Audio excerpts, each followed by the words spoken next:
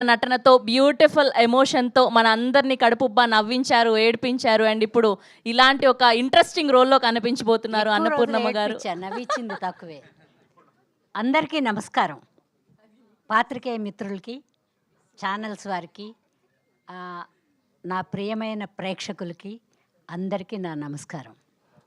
ఈ సినిమాలో ముందుగా చెప్పాలంటే నేను డైరెక్టర్ గురించి చెప్తాను.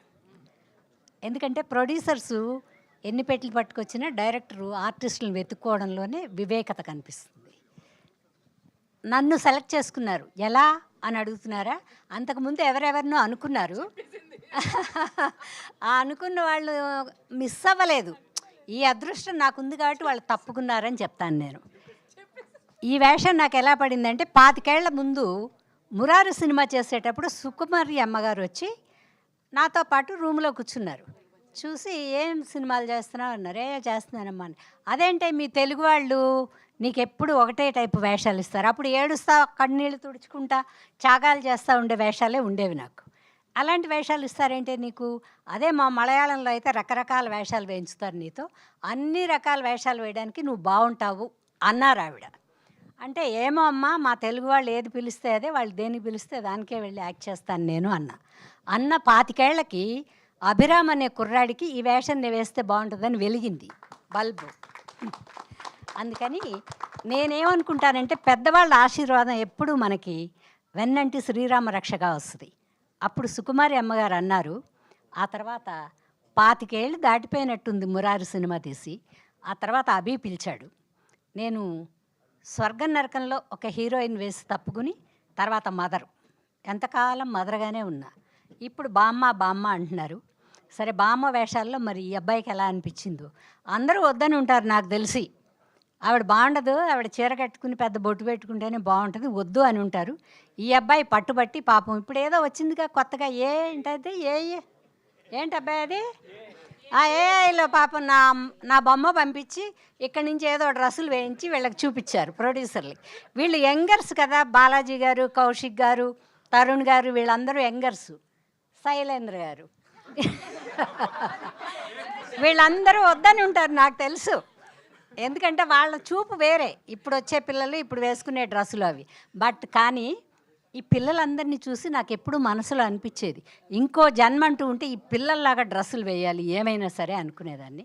బట్ ఇంకో జన్మ దాకా ఎందుకు నీ మొహం, ఈ జన్మలోనే ప్రేక్షకులు ఇలా కనపడు అని ప్యాంట్లు, షర్ట్లు, క్రాఫ్లు అన్నీ వేసి తీశారండి.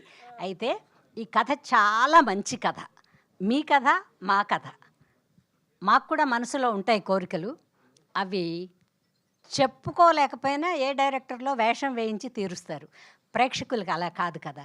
మీరు చెప్పుకుని మీరు బయటకు వస్తే కానీ వెళ్ళలేరు. ఈ సినిమా చూస్తే మీకు అన్నీ అర్థమవుతాయి. అందరూ మేమున్న ఆడవాళ్ళం కానీ మగవాళ్ళు కానీ తలా ఒకళ్ళకి తలా ఒక కోరిక, కథ ఎన్నో ఉన్నాయి. కానీ అవన్నీ సినిమాలో చూస్తేనే మీకు అర్థమవుతుంది. చాలా సూపర్గా కుటుంబం అంతా అందరూ కూర్చుని హ్యాపీగా కూర్చోవచ్చు. ఈ సీన్ అబ్బా చూడలేకపోతున్నామే అనేవేవీ లేవు. ఎట్ ప్రజెంట్గా జరిగే పిల్లల అపరాధాలు, పెద్దవాళ్ళ అపరాధాలు కూడా, ఇంట్లో వాళ్ళని అర్థం చేసుకోలేకపోతున్నాం అనేదానికి నిర్వచనం కూడా ఉంది ఈ క్యారెక్టర్లని. కానీ చాలా మంచి సినిమా. మీరు చూసి ఆదరించి మమ్మల్ని ఆశీర్వదిస్తారని మా బాలాజీ గారిని, తరుణ్ గారిని, కౌశిక్ గారిని, శైలేంద్ర గారిని, ముఖ్యంగా వీళ్ళందరూ యంగర్స్ అండి. వీళ్ళని మనం అంటే మీరు కూడా, మనం అంటే నన్ను కాదు, మీరు ఆశీర్వదించాలి, బ్లెస్ చేయాలి, సినిమా చూడాలి. ఎలా ఉన్నాను నా కోసం, నేను ఎలా ఉన్నాను ఇన్ని సంవత్సరాలు, ఎలాగో చీరతో పెద్ద బొట్టుతో అన్నిటితో చూశారు కాబట్టి ఈ కాస్ట్యూమ్లో ఈ వేషంలో నేను ఎలా ఉన్నానో మీరు చూసి బ్లెస్ చేయాలని కోరుకుంటూ అందరికీ నా హృదయపూర్వక నమస్కారాలు తెలియజేస్తూ, మా ప్రొడ్యూసర్లు సావి, నేను ప్యారిస్లో మాత్రమే సావి, ఇక్కడికి వస్తే సావిత్రి. కానీ అండి టీంలో పిల్లలందరూ చాలా మంచివాళ్ళు. నేను కొన్ని సంవత్సరాల ముందు ఓ బిడ్డను కోల్పోయి కొంచెం మనసు బాధలో ఉన్నాను. కానీ ప్యారిస్కి వెళ్ళి 20 రోజులు వీళ్ళందరితో కలిసి ఉన్నాక పర్వాలేదు, చాలామంది పిల్లలు ఉన్నారు అమ్మ అంటానికి, నాకు ఒక కుటుంబం ఉంది అని ఒక మనస్తృప్తితో తిరిగి వచ్చాను. నిజంగా చెప్పాలంటే ఈ సినిమా నాకు హ్యాపీ జర్నీ.